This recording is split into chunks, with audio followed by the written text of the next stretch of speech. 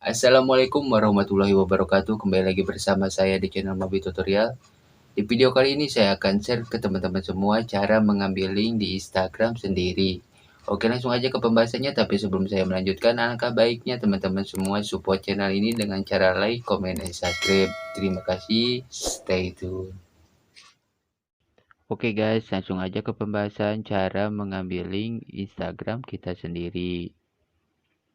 Oke, langsung aja ke langkah-langkahnya. Untuk langkah pertama, kita bisa langsung masuk ke aplikasi Instagram.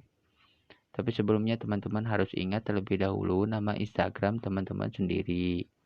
Di sini nama Instagram saya mabit.id. Lalu kita pergi ke beranda dan kita cari tautan orang lain yang mau kita ubah menjadi link kita sendiri. Oke, sudah tersalin. Lalu kita pergi ke catatan dan tempel. Oke, kita hapus. Kita hapus sampai sini.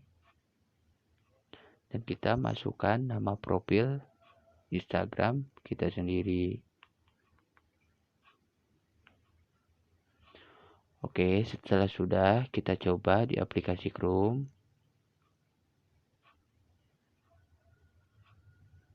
Tempel. Lalu kita klik.